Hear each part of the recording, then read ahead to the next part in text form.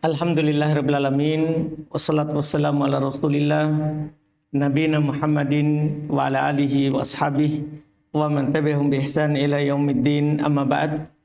Alhamdulillah kita lanjutkan lagi pembahasan fikih dengan mengkaji kitab Ad-Durar Al-Bahiyah fi Masail Al-Fiqhiyah karya Imam Muhammad ibn Ali Asy-Syaukani, dikenal dengan Al-Imam Asy-Syaukani rahimahullah. Kita masih di pembahasan solat-solat yang selain solat fardu. Itu pertemuan terakhir kita bahas solat Jumat. Hari ini kita masuk di pembahasan solat Id. Qala Al-Imam Asy-Syaukani rahimahullah, babu solatil idain. Bab solat dua id, maksudnya adalah solat Idul Fitri dan Id Adha. Kata beliau, hiya rakaatan. Ini sebenarnya sudah dimaklumi oleh kita, alhamdulillah, karena selalu berulang setiap tahun. Selalu berulang setiap tahun pembahasan ya solat Id ini. Dan tata caranya sederhana dan ringkas. Ya, sederhana dan ringkas. Makanya ini semacam pengingat saja. Karena tidak rumit solat Idul Fitri. Demikian pula Idul Adha. Yang membedakan dia dengan solat yang lain nanti takbirnya. Dia ada takbir tambahan setelah takbiratul ihram. Kata beliau, hiya rakaatan. Dia sebenarnya adalah 2 rakaat. Berarti sama dengan solat-solat yang lain. 2 rakaat. Fil ula, ini bedanya dengan solat yang lain. Pada rakaat pertama, sab'u takbiratin qoblal qiraah. 7 takbir sebelum qiraah. Yang mana untuk kita tahu, sebagai dasar ilmu dalam solat Id ini, takbir di rakaat pertama 7 kali. Para ulama berselisih pendapat. 7 ini apakah dengan takbir pertama atau bukan dengan takbir pertama. Kenapa saya kasih tahu kita ini? Supaya nanti kita tidak menyalahkan kalau kita hitung 8. Iya, karena beda pendapat. Ada mengatakan dia 7 ini selain takbiratul ihram. Ada juga mengatakan 7 ini sudah masuk takbiratul ihram. Iya. Bagi yang mengatakan 7 ini selain takbiratul ihram, berarti nanti jumlahnya dengan takbiratul ihram 8. Ini pendapat sebagian ulama. Pendapat sebagian ulama. Sementara mayoritas ahli fikih 7 ini dengan takbir pertama. Dengan takbiratul ihram. Berarti nanti kita tinggal tambah 6. Setelah kita takbir pertama, Allahu Akbar. Nanti tambah lagi 6. Nah, kalau mayoritas ulama berpendapat dengan pendapat ini. 7 itu dengan takbiratul ihram. Nanti tidak ada masalah ini. Karena memang dalilnya ada kemungkinan. Ada yang mengarah ke 7 dengan takbiratul ihram. Ada juga yang mengarah ke 7 ini selain takbiratul ihram. Kalau ada yang beda dengan hitungan takbir tidak masalah. Karena ada yang mengatakan 8, ada yang mengatakan hanya 7. Sebelum kata beliau qoblal qiraah, maksudnya sebelum kita baca Al-Fatihah. Sebelum kita baca Al-Fatihah. Wa fitsaniyah, pada rakaat kedua, khamsun kadalik. 5 seperti itu. Cuman 5 ini adalah tentunya selain takbir perpindahan. Karena itu kan tidak dihitung. Kalau ini kita berpindah kan dari bawah. Dari sujud. Naik. Ya. Allahu Akbar. Itu tidak dianggap. Nanti saat berdiri. 5 ini saat berdiri. 5 ini adalah saat kita berdiri. Iya. Inilah yang membedakan dia dengan solat yang lain. Adapun ruku, sujud, bacaannya sama semuanya. Makanya beliau hanya singgung masalah cara mensolat, cara solatnya, masalah takbir saja. Rakaat pertama 7 kali takbir, rakaat kedua 5 kali takbir. Itu saja. Yang lainnya tidak ada perbedaan. Kita baca ta'awud, basmalah, al-fatihah, surah setelah al-fatihah. Ruku, baca doa ruku. Bangkit dari ruku, baca doa bangkit dari ruku. Sujud, baca doa sujud. Tidak ada bedanya sama sekali. Iya, persis. Kemudian kata beliau wa yaktub ba'daha. Khutbah setelahnya. Ini bedanya Id Adha, Id Fitri dengan Jumat. Kalau Jumat kan khutbah sebelum sholat. Kalau Jumat, kalau Id khutbahnya setelah sholat. Itu perbedaan pertama. Perbedaan kedua hukumnya. Hukum khutbah Jumat wajib. Hukum khutbah Id sunnah. Jadi kalau ada orang pergi setelah sholat, tidak masalah. Cuma dia tidak dapat pahala sunnah sampai duduk mendengarkan khutbah. Dan ini nanti tidak ada beban bagi kita kalau orang khutbah, malah misalnya yang dibahas bukan Quran, bukan hadis, malah yang dibahas ilmu dunia misalnya. Boleh kita pergi. Boleh kita pergi.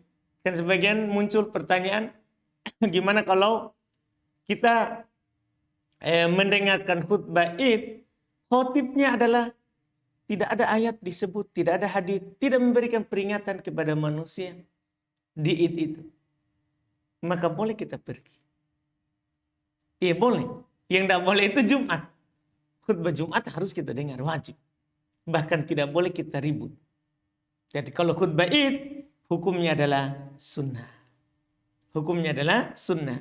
Kata beliau wa yustahabbu at-tajammul. Sama dengan Jumat yang kita sudah singgung sebelumnya. Disunahkan kita bertajammul, berpenampilan yang indah. Berhias. Iya, pakai pakaian yang baru. Atau kalau tidak ada yang baru, yang kita anggap dari pakaian kita yang paling bagus. Iya. Kita potong kumis, potong kuku, mencabut bulu kotea. Kita bertajamul, tapi ingat ini kalau Idul Fitri. Kalau Idul Adha kita berkurban tidak boleh. Jika kita Idul Adha dan kita mau pergi sholat dan kita adalah berniat berkurban, tidak boleh kita memotong kuku, tidak boleh kita potong kumis, cabut bulu kotea, tidak boleh. Kalau Idul Adha. Dengan syarat kita berniat kurban. Adapun kalau kita tidak berniat kurban, berlaku seperti Idul Fitri. Berlaku seperti Idul Fitri. Wal khuruji ila kharijil balad. Masya Allah. Dan disunahkan untuk keluar. Iya, bahkan belum bilang keluar ke pinggiran kampung. Maksudnya karena biasanya kan rumah itu bersambung. Keluar pinggiran kampung di sini adalah supaya sholat itu tuh di lapangan. Karena dianjurkan sholat id di lapangan. Tapi ingat hukumnya sunnah. Bukan wajib di lapangan. Kalau ada orang sholat id di masjid, sah. Cuman tidak dapat pahala sunnah. Id itu sunnahnya di luar. Bangunan. Di lapangan. Wa mukhalafatut thoriq. Masya Allah. Sunnah kita berbeda jalan ketika pergi dan kembali. Jadi sunnah itu kalau kita jalan, pergi lewat jalan yang sini, pulang nanti lewat jalan yang lain. Itu disunnahkan. Wal akal qoblal khuruj fil fitr dunal adha. Masya Allah. Ada juga sunnah. Makan sebelum keluar di Idul Fitri. Berbeda dengan kata beliau Idul Adha. Kalau Idul Adha, pergi tanpa makan. Idul Fitri, makan dulu baru pergi. Makan dulu baru pergi. Ini sunnah-sunnah di Id. Wa waktuha ba'da irtifa'is syams. Waktunya setelah matahari naik. Qadr rumhin. Sekadar tombak. Ila zawal sampai matahari tergelincir. Jadi waktu Id itu luas. Dari matahari naik sekadar tombak sampai waktu duhur. Itu waktu sholat Id. sampai waktu zuhur. Iya, yang kita kenal awal waktu ini kita kenal dengan syuruk. Awal waktunya inilah yang kita kenal dengan apa? Syuruk. Iya, itu waktu itu. Waktu sholat Idul Fitri, Idul Adha adalah waktu syuruk. Iya. Wala adzan fiha wala iqamah. Penting juga diingatkan. Untuk sholat Id itu tidak ada adzan, tidak ada iqamah. Iya.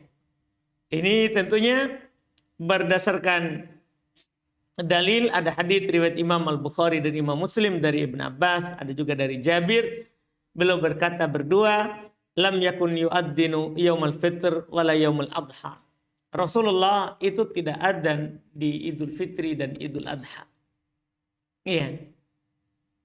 Bahkan dinukil dari Nabi Shallallahu Alaihi Wasallam, ya, beliau ketika sholat Id tidak pernah sekalipun adzan.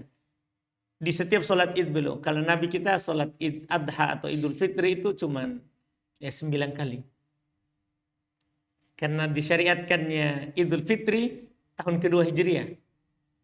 Tahun kedua Hijriah. Sementara Nabi kan meninggal akhir tahun 10, awal tahun 11. Awal tahun 11 Nabi meninggal. Jadi Nabi hanya sholat tahun kedua, ketiga, 4, 5, 6, 7, 8, 9, 10. Hanya 9 kali Nabi berid. Nabi berid. Semua sholat idnya Nabi ini tidak ada sama sekali adzan. Tidak ada sama sekali adzan. Ini tentang sholat Id Fitri dan Id Adha. Setelah itu kata beliau, babu sholatil khauf. Bab sholat khauf. Ini sholat satu keadaan. Sholat ketika adanya rasa takut. Iya. Biasa ini kalau perang, ya, paling seringnya ketika terjadi perang. Atau saat kita bisa juga, saat kita musafir, ada orang yang begali harta kita. Yang tidak aman harta. Ini namanya sholat dalam keadaan apa? Takut. Tapi kebanyakan sholat khauf, praktek dari Nabi kita adalah perang. Saat perang. Iya. Kata beliau, qad shallaha Rasulullah ala sifatin mukhtalifah. Nabi SAW telah melaksanakan sholat khauf. Sholat khauf sekali lagi adalah sebenarnya sholat 5 waktu. Tapi keadaannya yang membuat sholat ini dinamakan sholat takut. Jangan sampai kita anggap ada lagi sholat khauf, sholat lain. Enggak. Ini sholat 5 waktu. Cuman dikerjakan dalam keadaan takut. Makanya Nabi rata-rata dinukil saat perang. Nabi SAW telah melaksanakan sholat khauf itu dengan cara yang berbeda-beda. Yang mana kata beliau wa kulluha mujzi'ah. Semuanya itu dianggap sah. Wa idza shtaddal khauf wal tahamal qital. Maka beliau langsung katakan, kalau sudah sangat takut dan perang berkecamuk, keadaannya sudah sangat takut, perang berkecamuk, shallaha rajil warraqib. Masya Allah. Maka Nabi tetap sholat dalam keadaan berjalan, berlari, di atas kendaraan. Walau ila ghairil qiblah. Masya Allah. Walaupun tidak menghadap kiblat. Ini bedanya. Ya, walau bil ima, bahkan walaupun dengan isyarat. Ini sholat khauf. Nabi pernah praktek saat beliau keluar jihad, orang-orang musyrik berbisik-bisik, sebentar kita tunggu mereka waktu sholat, baru kita serah. Karena mereka lebih berharga sholat daripada perang, daripada darahnya. Akhirnya ini turun Quran. Allah sampaikan kepada nabinya. Allah sampaikan kepada nabinya. Maka Nabi mempraktekkan sholat khauf. Ketika musuh berada di depan kiblat, maka Nabi sholat menghadap kiblat. Tapi pernah terjadi musuh di belakang kiblat, maka Nabi sholat bersama pasukannya, ada yang menghadap kiblat dan ada yang tidak menghadap kiblat. Makanya dari sinilah ucapan beliau tadi, walaupun tidak menghadap kiblat, tidak ada masalah. Tidak ada masalah. Bahkan beliau bilang tadi, walaupun dalam keadaan berjalan, berlari, ataupun di atas kendaraan. Jadi misalnya dalam sholat, ada penyerangan musuh. Boleh kita sambil menyerang sholat. Boleh. Tidak ada masalah sambil perang, sambil sholat. Sambil sholat. Dan kalau tidak bisa ruku sujud, beliau bilang, berisyarat. Boleh kita berisyarat dengan wajah. Iya, dengan ketentuan ruku. Tentunya lebih tinggi daripada nanti sujud. Kita berisyarat. Sujudnya lebih rendah daripada ruku. Ini nanti tentunya prakteknya tergantung keadaan. Tergantung keadaan. Kalau kita tidak bisa berada di tanah, boleh di kendaraan. Padahal sholat wajib tidak boleh di kendaraan. Tidak boleh kita sholat wajib di kendaraan. Tapi saat rasa takut, boleh. Pada saat adanya rasa takut, boleh kita melakukan yang namanya sholat khauf. Kemudian kata beliau, babu sholat di safar. Bab sholat safar. Sholat safar ini juga penamaannya tergantung keadaan. Yaitu maksudnya sholat saat kita musafir. Iya, tidak ada sholat khusus. Sholat musafir. Cuman ini sholat yang biasa kita lakukan. 5 waktu. Cuman di saat safar namanya lah saat sholat apa? Safar. Iya, sholat safar. Ini namanya disandarkan kepada sebabnya. Kita sudah maklumi bersama, alhamdulillah, saat kita musafir berlaku hukum safar. Sholat digugurkan setengah. Maksudnya rokaatnya. Kata beliau, wajibul qasr. Ini pendapatnya. Wajib qasr. Para ulama dalam pendapat, qasr saat safar wajib atau keringanan. Para ulama kita berselisih pendapat. Kalau belum pegang pendapat, wajib qasr. Di sana kalau mayoritas ulama lain mengatakan enggak, qasr itu rukhsah, keringanan. Artinya kalau kita tidak qasr, tidak dosa. Tapi kalau pendapat ini kita tidak qasr, dosa. Dan yang benarnya tidak wajib qasr. Itu adalah keringanan. Kata beliau, wajibul qasr ala man kharaja min baladihi. Beliau katakan wajib, perlu kita pahami bahwa seluruh safarnya Nabi tidak pernah sholat sempurna. Makanya beliau bilang wajib qasr. Karena Nabi tidak pernah sholat sempurna saat safar. Tidak pernah. Iya. Bahkan saat beliau safar ke Mekah, tidak pernah sholat sempurna. Sampai pulang ke Madinah. Makanya para ulama mengatakan kalau Nabi tidak pernah sholat sempurna, berarti qasr itu adalah wajib. Tapi yang benarnya, seperti yang dikatakan oleh mayoritas, jamak qasr saat sholat adalah bukan kewajiban tapi keringanan. Hanya dia adalah sunnah yang sangat dianjurkan. Kalau kita musafir, sangat dianjurkan kita qasr. Alaman kharaja min baladihi. Perhatikan baik-baik. Atas orang yang telah keluar dari negerinya.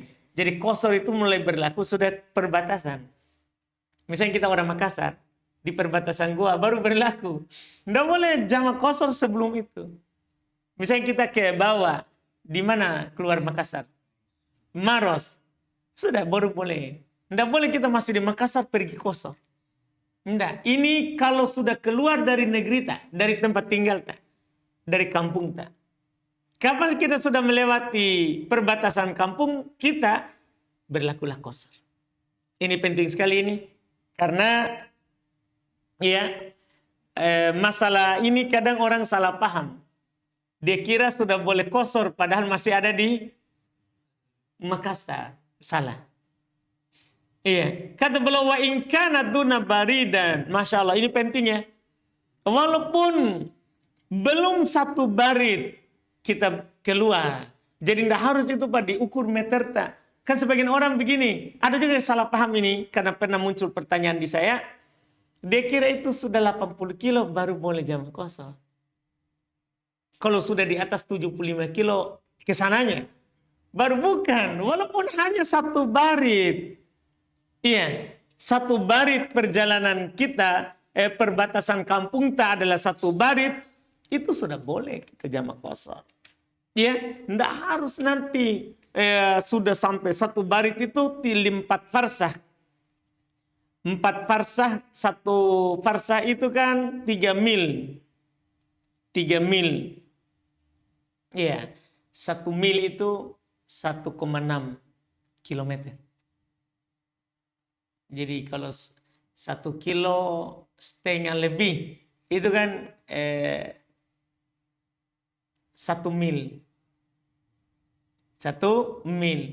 Kita tinggal hitung ya. Tadi ternyata 3 mil. Berarti kita jumlah. Ya kan? 3 mil. 3 mil itu berarti berapa? Berapa kilometer? 4 kilo 800. Berarti tinggal kita kalikan. Ya tadi satu farsah kan 3 mil. Sementara satu barit 4 farsah.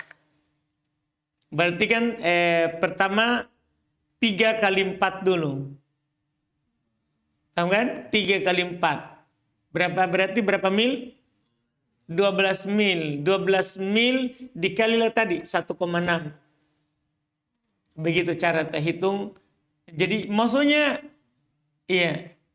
Ini adalah sebagian orang kan salah paham. Dia kira itu di atas 75 kilo jarak tempuh baru boleh jamaah qashar. Enggak. Yang penting keluar dari perbatasan apa? Kampung tak. Bahkan belum bilang walaupun itu baru satu farsah, satu barit. Walaupun satu barit. Satu barit tadi 12 mil. Walaupun 12 mil.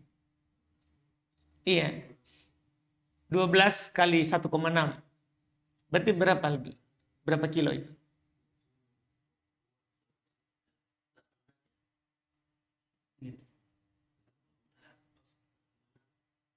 Iya, 1,6. 12 kali 1,6. 19 kilo kita tempuh. Enggak masalah. Kan 19 kilo itu dari mana? Dari sini ke Botonompo. Artinya walaupun intinya adalah walaupun batas kampung itu sejauh itu, sedekat itu jaraknya. Makanya para ulama tidak membicarakan jarak keluar dari kampung saya berapa. Tidak. Yang penting batas kampung tak sampai mana. Maka berlakulah di situ jamaah qashar. Kenapa butuh kita tahu ini batas kampung? Karena saat juga pulang kita juga begitu. Sebelum kita masuk kampung tak, batas kampung tak itu masih berlaku jamaah qashar. Misalnya kita pulang dari Jeneponto, kita belum masuk perbatasan Goa, masuklah maghrib isya, maghrib. Boleh kita jamaah qashar isya sebelum kita masuk Makassar. Jadi sebentar pulang, masya Allah. Itu namanya keringanan. Itulah disebut keringanan. Ini butuh. Jadi ini bukan hanya sekedar perginya yang kita butuhkan, tapi pulangnya juga. Itu kita butuh ini ilmunya ini. Iya. Makanya sebagian ulama tidak merinci berapa barit. Makanya Asy-Syaukani rahimahullah ta'ala bilang, walaupun sebelum sebarit. Sebelum sebarit. Artinya, kan sebagian orang, oh harus satu barit baru kita boleh. Enggak. Batas kampung. Batas kampung. Makanya orang biasa berbicara tentang Bandara Maros. Itu kan Bandara Maros, Makassar atau Maros begitu. Masalahnya mereka bilang, tapi itu orang pesawat bilang, selamat datang di Makassar. Ya, bukan ucapan yang pilot pesawat, bukan. Yang dilihat adalah batas kampung tak. Batas kampung tak. Apakah itu Maros masuk Makassar atau tidak? Begitu. Bukan pengumuman orang. Dan justru juga orang pengumuman biasanya selamat datang di Makassar. Apa itu? Di Bandara Maros juga dia sebut. Kan begitu juga sebagian. Jadi kalau berdasarkan ucapan dia masalah ini. Maka yang dilihat adalah hakikat dari batasan kampung. Imam Syaukani lebih bagus dalam hal ini. Belum bilang langsung adalah selama kita sudah keluar dari kampung tak. Keluar dari kampung tak, walaupun sebelum 1 barit. Jadi tidak perlu lagi kita hitung, sudah berapa kilo ini. Kayak tadi kan repot, 19 kilo ini kah? Kan susah. Makanya belum bilang, walaupun kampung tak itu jarak keluarnya adalah sebelum 1 barit. Tidak ada masalah. Yang penting sudah keluar dari batasan kampung. Wa idza aqama bi baladin mutaraddidan ya qasara ila isrina yauman thumma yatim. Ini belum bilang ya. Kalau ya dia tinggal di sebuah negeri mutaraddidan berbolak-balik ya. Dia misalnya penduduk situ. Tapi kadang pergi, kadang datang. Dia sudah pindah daerah situ. Pindah tinggal. Misalnya kita diangkat di daerah mana misalnya? Takalar. Anggaplah. Kita diangkat Takalar. Tapi rumah tadi Makassar. Cuman kita pergi tinggal. Pergi tinggal juga di Takalar. Tinggal sepekan, kembali. Tinggal sebulan, kembali. Boleh nggak jamak? Kalau tidak ada niat tinggal, bola balik, maka berlaku jamak.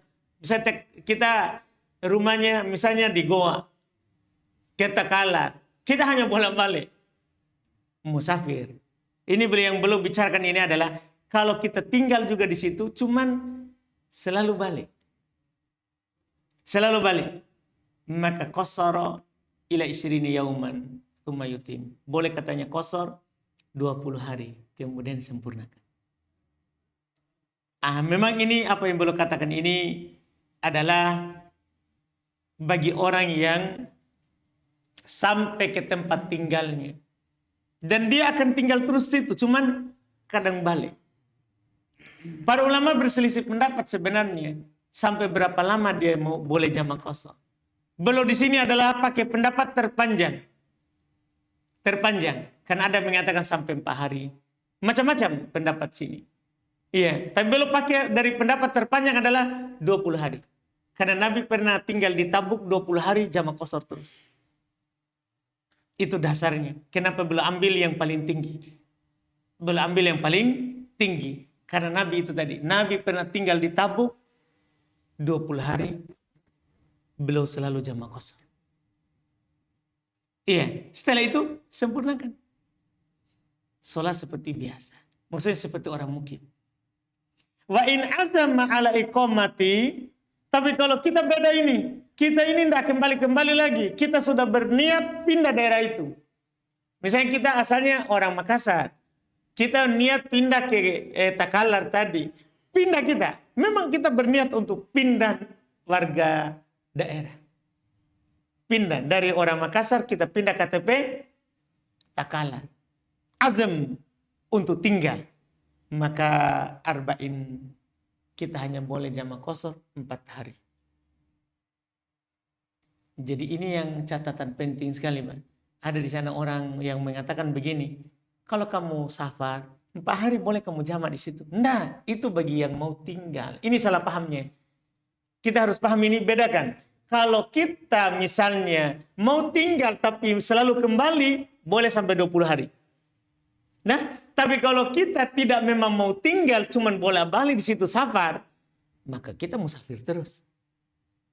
Jadi kalau kita mau tinggal ya, cuman bolak-balik. Enggak juga jadi warga situ. Maka kita boleh jamak qasar selama kita tinggal berapa hari? 20. Tapi kalau memang kita mau pindah, ini ya, yang ini mau pindah tempat. Kita kayaknya saya ini tidak ditarik lagi ke Makassar ini. Saya sudah dikasih keluar ke Takalar. Nah, pindah tinggal kita. Akhirnya juga dapat istri orang Takalar, apalagi itu sudah terikat namanya oleh pekerjaan dan rumah. Iya, kita mau tinggal di Takalar. Misalnya, sampai kapan kita boleh jamak qasar? Ingat, 4 hari. Setelah itu sempurna. Jadi jangan dicampur-campur masalah tadi 4 hari itu. Kan di sana ada salah paham. Dia kira 4 hari. Enggak. Nabi tinggal di perang Tabuk 20 hari jamak qasar. Tinggal di Makkah waktu Fatu Makkah, penaklukan Makkah tahun ke-8. Ia ada menukil 15 hari, 16 hari. Ada beliau nukil dengan perang Hunain itu 19 hari, 20 hari. Karena dari Makkah lanjut ke Hunain, kembali ke Madinah. Belum tak pernah sholat sempurna. Padahal di Makkah ini. Di Makkah. Tidak pernah sholat sempurna. Kata beliau, jadi sempurnakan setelah 4 hari kalau kita sudah mau niat tinggal. Mau niat tinggal. Walahul jam'u taqdiman wa ta'khiran. Bi'adhanin wa iqamatain. Kalau ini jelas. Boleh kita melakukan jamak qasar itu takdim dan ta'khir. Boleh. Jamak takdim maksudnya kita majukan asar tak di waktu duhur. Jamak ta'khir maksudnya kita masukkan duhur ke waktu asar. Tapi tetap berurut. Asar duhur dulu baru asar. Tidak boleh ditukar itu sholat. Waktunya saja. Yang kita maju mundurkan. Ya, adapun sholatnya tidak dikasih maju mundur. Maksudnya tidak ditukar itu. Jangan sampai kita pergi sholat asar. Pergi sholat akhirkan duhur di waktu asar. Maksudnya asar dulu baru duhur. Kalau itu tidak diganti urutannya. Yang diakhirkan dan dimajukan adalah pelaksanaannya. Bi'adhanin. Sunnah dengan 1 kali adzan. Wa iqamatain 2 qomat. Kalau kita sholat berjamaah ya. Iya di saat kita musafir. Maka kita adzan 1 kali. Setelah itu qomat untuk sholat duhur misalnya. Baru sebentar lanjut berdiri sholat asar. Qomat lagi. Qomat lagi. Karena Nabi SAW menjamak sholat di Arafah. Dengan 1 kali adzan 2 kali qomat. Demikian itu duhur asar belum jamak. Di saat di Muzdalifah belum jamak maghrib isya, maka dengan 1 adzan 2 kali iqamat. 2 kali iqamat. Ini tentang safar. Alhamdulillah kita cukupkan dulu. Tinggal 2 sholat lagi, sholat gerhana matahari dan bulan serta sholat meminta hujan. Ini kita akhirkan nanti lagi insyaallah.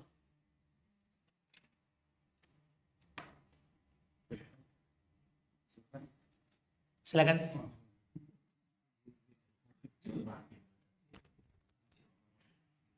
Bismillah. Izin bertanya Ustaz terkait dengan sholat Id dan sholat Id Fitri dan Id Adha. Apa bacaan yang kita baca ketika diantara dua takbir Ustaz? Pertama. Baik. Para ulama ada yang menukil bacaannya itu subhanallah, alhamdulillah. Itu. Cuman tidak ada hadits yang sah dari Nabi. Makanya lebih banyak daripada para ulama fikih yang memilih tidak ada bacaan kecuali takbir. Kecuali takbir pertama. Kan takbir pertama Allahu Akbar, kita baca iftitah. Kita baca iftitah seperti sholat yang lain. Setelah itu kita takbir Allahu Akbar, Allahu Akbar, Allahu Akbar, tidak ada bacaan. Karena tidak ada yang sah dari Nabi. Jadi tidak ada hadits sahih dari Nabi yang menjelaskan bacaan antara. Wallah. Terus yang kedua Ustaz, apakah ketika kita takbir itu mengangkat tangan? Baik, itu juga diperselisihkan oleh para ulama. Setelah mereka bersepakat takbir pertama angkat tangan. Kemudian 7 kali setelahnya atau 6 kali setelahnya atau 5 kali di takbir kedua, apakah angkat tangan atau tidak? Para ulama berselisih pendapat. Sahih dari Ibnu Umar belum angkat tangan. Makanya mayoritas memilih angkat tangan karena perbuatan Ibnu Umar. Seperti itu.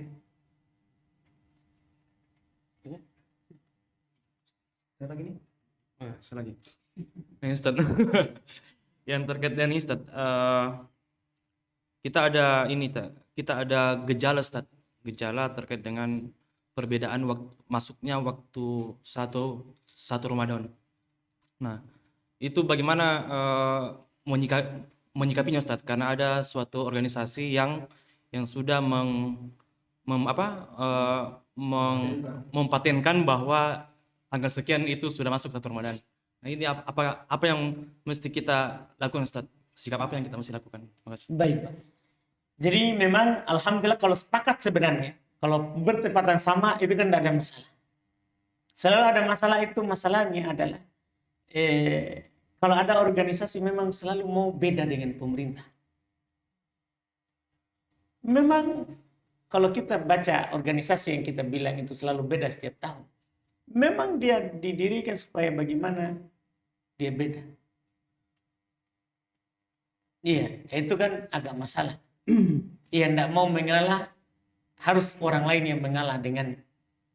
Caranya kan kita ini sebagai rakyat, walaupun kita penelitian tak tinggi, maka Nabi telah katakan as-saum yauma tasumun, menjaga kebersamaan. Puasa itu di saat pemerintah berpuasa. Puasa itu di saat pemerintah yang berpuasa. Karena kalau kita ikut pemerintah, salah ternyata dalam penentuan, yang salah dosanya mereka. Kita dapat pahala. Dan kalau kita ikut masing-masing kita, kalau kita salah, siapa yang tanggung? Masing-masing.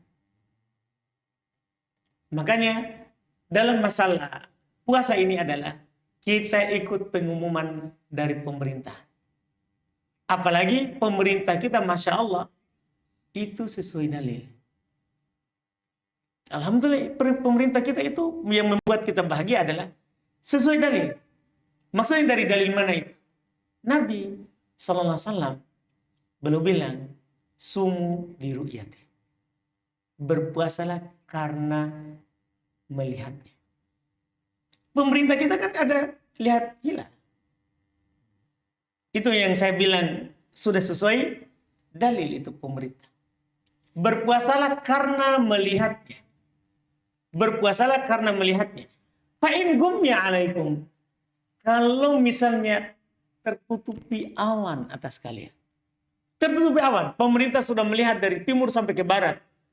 Tapi mendung. Kan daerah kita ini daerah tak ada hujan. Daerah beda loh kalau daerah Saudi. Hujannya sedikit sekali karena mereka ada 4 musim. Kita ini 2 musim tak 2. Sehingga hampir setiap dalam setahun penuh itu mendung. Maka kalau mendung di antara kalian, akmilu iddata 30. Sempurnakan jumlah Sya'ban 30. Kan kita melihat bulan itu adalah hari 29. Hari 29. Kalau dilihat puasa makin besok. Karena bulan itu antara 30 atau 29. Itu bulan. Karena Nabi pernah bilang begini. Puasa itu begini. Pakai tangan. Bulan itu begini. Begini, begini, dan begini. Di terakhir. 10, 10, dan segini. 9. 29. Itu bulan. Kalau mendung, sempurnakan Sya'ban tak menjadi 30. Terus juga saya tertarik dengan apa yang dikatakan oleh Syekh bin Baz. Terkait dengan pertanyaan tadi. Kita bingung siapa yang harus kita ikuti ini. Kan begitu terus kita setiap tahun. Bingung terus. Sebenarnya tidak perlu bingung. Karena pertama, kalau kita berselisih, Quran sudah ajak kita. Harus kemana? Kata Allah, fa in tanazatum fi syai'. Kalau kalian muslim, sesama muslim kayak ini semua ini. Kalau kalian berselisih dalam sebuah perkara, sebuah masalah tadi seperti menentukan hilal, arudduhu ilallahi wa rasul. Kembalikan ke Allah dan Rasulnya. Apa kata Allah? Allah bilang, faman syahida minkumus syahra falyasum. Siapa yang menyaksikan bulan, melihat bulan, puasa. Nabi bilang, sumu li ru'yati. Berpuasalah karena melihatnya. Jadi kembalikan ke Allah. Jadi kita bilang, wahai instansi tadi yang kita sebut tadi, sudah saya mengatakan besok belum puasa. Kami sudah tentukan dari awal tahun. Begini, daripada kita berselisih, Nabi tak siapa? Kan pasti dia bilang Muhammad. Oh baik, Nabi saya juga Muhammad. Apa kata Nabi? Mari kita. Karena kalau satu Nabi tak dulu, tanpa kita melihat organisasi. Kalau masalah organisasi kita akan melihat anggaran dasar organisasi kita. Tidak ada ketemunya kita. Karena kita punya yayasan, saya punya yayasan. Masalah masing-masing punya visi misi yang berbeda. Kan begitu. Coba visi misi kita Quran semuanya, ketemu maki pasti. Makanya sekarang adalah seharusnya kalau kita berselisih begini, apa kata Nabi kita? Apa kata Allah? Kan Quran juga sudah tentukan begitu. Itu pertama. Pertama sekali itu. Tapi kalau enggak mau juga masalah, maka kita masuk di tahap kedua. Hisab. Siapa yang meletakkannya? Siapa yang menghisab? Sehingga ditentukan dari awal tahun Ramadan. Kan begitu pertanyaan kedua. Kalau dikatakan kami penelitian, baik, penelitian bisa benar bisa salah. Karena ilmu kita yang kurang. Ikan yang meliputi segala sesuatu ilmunya itu hanya Allah. Kita ini ilmu tak sedikit. Wa ma utitu minal ilmi illa qalila. Tidaklah kalian diberikan ilmu kecuali sedikit. Sedikit saja. Kita ini. Makanya kita ini bisa salah, bisa benar. Yang tidak pernah salah, Nabi yang bilang. Puasalah karena melihatnya. Allah yang bilang. Faman syahida minkum syahra falyasum. Siapa di antara kalian melihat bulan, puasa. Melihat bulan. Beginilah nanti. Jadinya akhirnya kita yakin makin puasa. Tidak perlu kita tengok yang lain. Lihat ru'yah. Nah, hasil lihat apakah dilihat atau tidak. Kalau dilihat pas. Dan itu bukan hal yang baru. Itu sudah terjadi di masa sahabat. Jadi masa sahabat itu. Masa Nabi dulu. Masa Nabi pernah mendung. Jadi mereka tidak lihat bulan. Tidak lihat bulan. Akhirnya mereka puasa. Di akhir Ramadan ini. Kejadian di akhir Ramadan. Karena Nabi tidak melihat bulan di Madinah. Puasalah. Mereka tidak id besok. Tidak id. Saat sebelum zuhur datanglah orang dari pedalaman. Yang di sana dia lihat bulan. Kami lihat bulan. Maka kata Nabi, umumkan kepada orang untuk batalkan puasanya dan kita id besok. Karena kan sudah tinggi. Sudah mau siang. Jadi puasanya dibatalkan. Idnya apa? Besok. Kan begitu memang aturannya. Lihat bulan. Kalau tidak lihat, lanjut. Lanjut. Dan itu terjadi juga di... ini masalah saya pernah baca kan masalah... kadang orang kan itu hisab juga kadang. Masya Allah dia. Kalau dia hisab bertepatan dengan Saudi, dia pakai ke Saudi. Saudi saja puasa, kalian mentok. Begitu. Tapi kalau Saudi bersama pemerintah bertepatan, diam-diam dia. Diam-diam dia. Dan sebenarnya ini saya baca, Pak. Karena saya ada buku tulisan semua tentang bulan Ramadan. Jadi sudah saya baca masalah-masalah begitu itu. Ternyata pernah terjadi di masa sahabat ini masalah. Jadi penduduk Syam, Muawiyah, kan pemerintahannya dia. Di sana sudah puasa sehari sebelum Madinah. Sehingga mereka berlebaran juga sebelum Madinah. Ternyata penduduk Madinah, saat penduduk Syam sudah puasa, mereka belum puasa karena tidak lihat bulan. Disampaikan kepada Ibnu Abbas. Waktu itu kan Quraisy yang berjalan dari negeri Syam kembali ke Madinah. Kami di negeri Syam puasa sebelum kalian puasa hari apa? Kami hari ini begini. Kami sudah puasa bersama Muawiyah di negeri Syam sehari sebelum kalian. Apa kata Ibnu Abbas? Hakada sunnah Nabi, hakada sunnatu nabiyikum. Demikianlah sunnah Nabi kalian. Puasalah kan lihat bulan. Ya kalian di sana lihat bulan ya kalian puasa. Kami kan tidak lihat, kami tidak puasa. Kami tidak puasa. Ini harus kita paham supaya nanti kita puasa itu tidak ada keraguan sama sekali bahwa pengumuman pemerintah, alhamdulillah itu sudah pas karena ru'yat. Ru'yat. Iya, itu sudah membuat kita tenang. Dan seandainya semua organisasi ikut itu, aman kita puasa. Tapi ya gitulah. Alhamdulillah. Katanya kan mereka tidak bisa diprotes. Karena bukan demokrasi lagi katanya. Akhirnya nanti turun lagi ke jalan. Kan masalah. Begitu lagi. Alhamdulillah. Bismillah Ustaz. Silakan. Oh iya. Nah, tapi biasanya itu saya ini ruqyah Ustaz. Jadi saya ikut pemerintah. Tapi suatu waktu itu saya pulang kampung dan orang tua dan mayoritas masyarakat di kampung itu hisap. Apakah bisa saya ikut hisap dengan maksud niat hati biar tidak ada perselisihan di antara keluarga, atau memang saya harus bertahan dengan keyakinan saya Ustaz? Masya Allah. Jadi masalah kalau yang seperti itu kan dipertimbangkan mudarat dan mafsadanya. Mudarat artinya gini. Kalau kita tidak ikut nanti kita dikucilkan, di ini. Iya. Itu yang kita pertimbangkan. Iya. Atau tidak ada aja masalah kalau kita ikut itu. Itu semua butuh diteliti.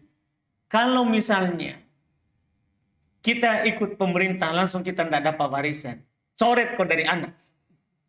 Jangan ikut saja. Nanti kita kodok sehari. Nanti kita tinggal kodok sehari. Kan kita kalau ikut dia berarti kita berbuka sebelum hilal. Kan begitu Pak. Berarti kita kodok sehari. Gitu saja. Tapi kalau kita lihat tidak ada masalah. Saya juga puasa tidak ada masalah. Misalnya begitu Pak. Iya. Kita puasa keluarga juga sudah paham, oh iya dia kan ikut pemerintah. Nah, dan sebelumnya supaya orang mengerti kita jelaskan dulu. Kalau saya Pak Bu ikut pemerintah karena jelaskan lewat hadis tadi. Tapi kalau misalnya dengan kita menyelisih mereka akan menimbulkan masalah itu, khilaf itu syar. Kita berselisih dengan keluarga itu buruk. Maka kita lakukan saja. Iya, ikut mereka dengan ketentuan tadi. Kita qadha sehari setelah nanti Ramadan. Silakan. Bismillah Ustaz. Terkait Ramadan juga ini Ustaz. Biasanya kan kita mau khatam Quran Ustaz.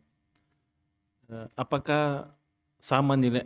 Maksudnya ketika di rumah kan biasanya kita pakai mushaf Ustaz. Mengaji. Terus ketika di kantor disambung di handphone Ustaz.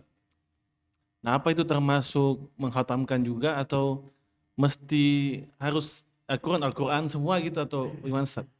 Baik. Termasuk mengkhatamkan, Mbak. Kalau masuk mengkhatamkan. Cuman melihat ke mushaf itu sunnah begitu. Jadi ibadat tersendiri itu melihat mushaf. Melihat Quran. Tapi kalau khatam, kita baca di media apapun. Apapun medianya. HP, kulit, batu, kayu. Kita dianggap membaca satu huruf di Quran. Cuman melihat mushaf itu poin tersendiri. Begitu saja. Kalau masalah khatam Quran. Seperti itu. Wallah. Baik, kita cukupkan kayaknya. Iya. Karena tadi agak lama ya materinya. 3 tadi. Alhamdulillah. Kita cukupkan dulu. Alhamdulillah. Subhanallah. Hamdik. Asyhadu an la ilaha illa anta astaghfiruka wa atubu ilaik. Assalamualaikum warahmatullahi wabarakatuh.